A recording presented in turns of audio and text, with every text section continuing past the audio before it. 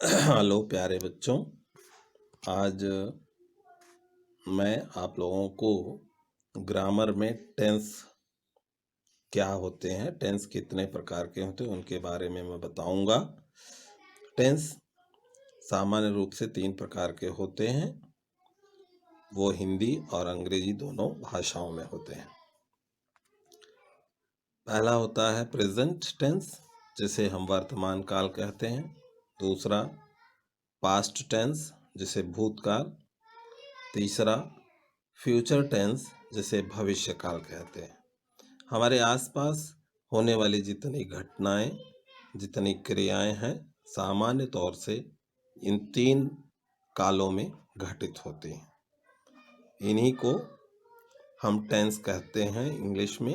जो तीनों घटनाओं को हम अपने जीवन काल में देखते हैं और उसको प्रत्येक टेंस के 4 भाग होते हैं: इंडेफिनिट, कॉन्टिन्यूअस, परफेक्ट और परफेक्ट कॉन्टिन्यूअस। तो प्रेजेंट टेंस के 4 पार्ट होंगे, जिसमें प्रेजेंट इंडेफिनिट होगा, past continuous present continuous, present perfect और प्रेजेंट परफेक्ट कॉन्टिन्यूअस। इन चारों में सबसे पहले नंबर पर हम आज पढ़ेंगे present indefinite tense. Present indefinite tense के बारे में, प्रेजेंट इंडेफिनिट टेंस की पहचान क्या होती है, प्रेजेंट इंडेफिनिट टेंस के वाक्यों को पहचानने के पश्चात हम उनका ट्रांसलेशन कैसे करते हैं।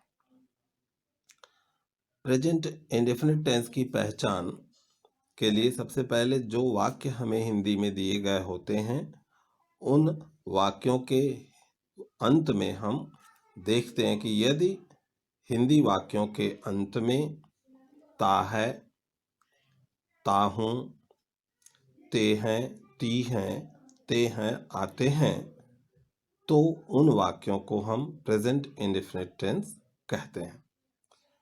प्रेजेंट इंडेफिनिट टेंस के वाक्य का अनुवाद करते समय हम सबसे पहले ये विशेष ध्यान देते हैं कि जो हिंदी वाक्य होते हैं वो कर्ता, कर्म और क्रिया के क्रम में होते हैं, लेकिन उन्हें हमें अंग्रेजी में अनुवाद करते समय कर्ता, क्रिया और कर्म के रूप में परिवर्तित करना होता है।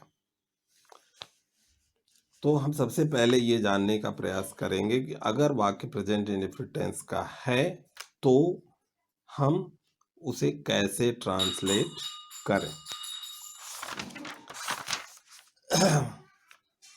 इसमें नियम है कि अगर वाक्य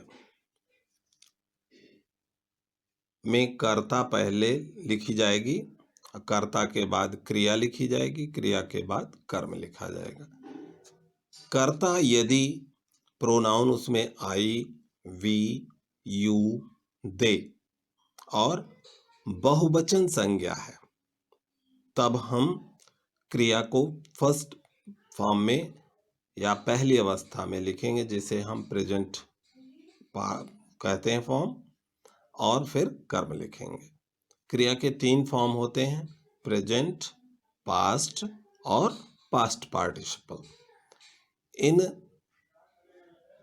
क्रियाओं को जैसे नियमों के अनुसार, अब यहाँ नियम के अनुसार क्रिया का फर्स्ट फॉर्म यानी कि प्रेजेंट टेंस फॉर्म रखा जाना है यदि कर्ता आई, वी, यू, दे और बहुवचन है। इसे लेकिन यदि कर्ता आपकी ही, शी, इट और एक वचन संज्ञा है, तब हम क्रिया में यस या ईएस जोड़ते हैं और कर्म को सबसे बाद में लिखते हैं। इसका एग्जाम्पल देखते हैं कैसे हम इसे ट्रांसलेट करते हैं। मैं एक पत्र लिखता हूँ। ये पहला वाक्य है। मैं एक पत्र लिखता हूँ, जिसमें हम सबसे पहले कर्ता को सबसे पहले लिखेंगे और कर्ता इसमें मैं, जिसकी इंग्लिश आई, उसके तुरंत बाद क्रिया लिखना है, जिसे हम कर्ता के तुरंत बाद लिखते हैं। WRIT, right.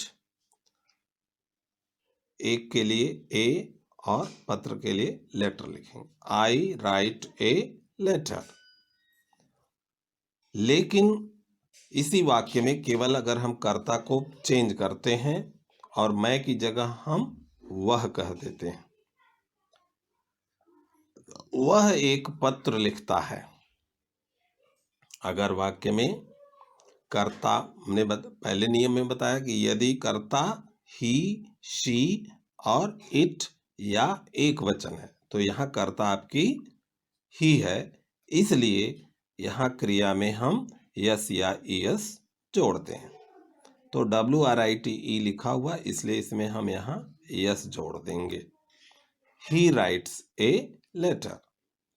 तो ये ध्यान देने की बात है कि अगर कर्ता आई, वी, यू, दे और बहुवचन है तो केवल कर्ता के बाद क्रिया लिखी जाएगी, और अगर कर्ता ही, शी, इट या एक वचन संज्ञा है तो क्रिया में यस या ईएस बढ़ाया जाएगा। दूसरा इसका उदाहरण है, तुम क्रिकेट खेलते हो। तुम, यू करता है, इसे सबसे पहले लिखेंगे। इसके बाद खेलना क्रिया है, इसको हम आगे लाएंगे। Play, you play. कर्म क्रिकेट है, इसको सबसे बाद में लिखेंगे। यू प्ले क्रिकेट, तुम क्रिकेट खेलते हो।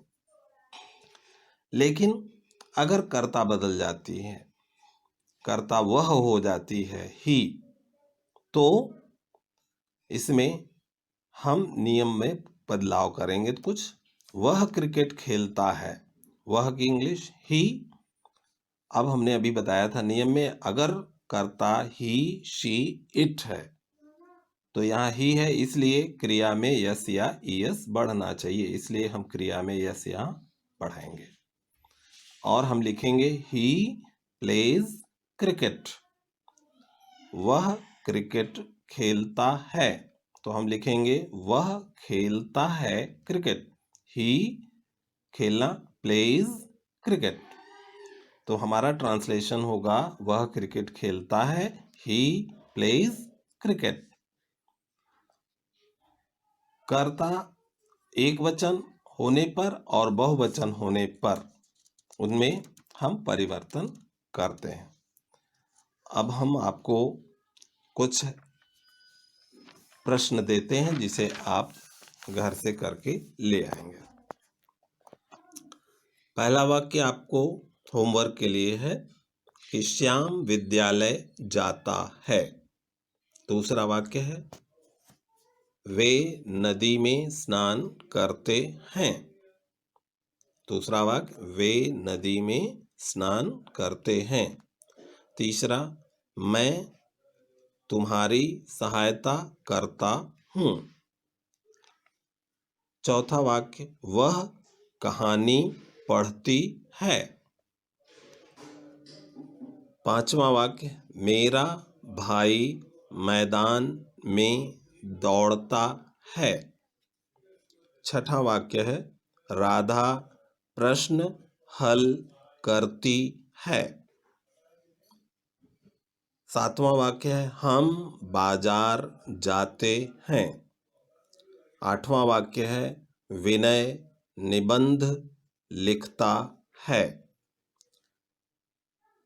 नौवां वाक्य है वे सब्जियां बेचते हैं।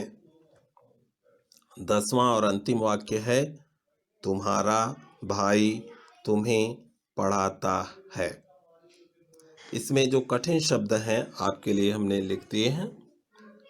पढ़ाना, टीच, TEACH,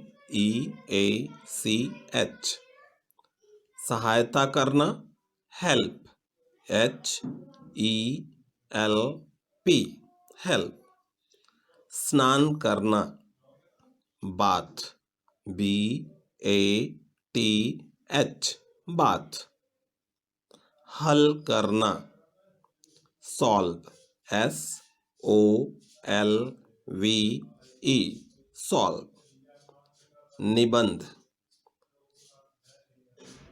ESSAY, ऐसे। बेचना, सेल, SELL, सेल। सब्जियां, वेजिटेबल्स, VEGETABLES,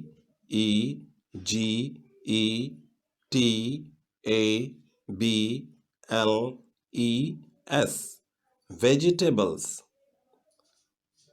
तो आज के दिन हम केवल अफर्मेटिव सेंटेंसेस के बारे में पढ़ेंगे। हमने अफर्मेटिव सेंटेंसेस के बारे में पढ़ा, जिसमें हमने आपको बताया कि कैसे अंग्रेजी अनुवाद हिंदी से किए जाते हैं।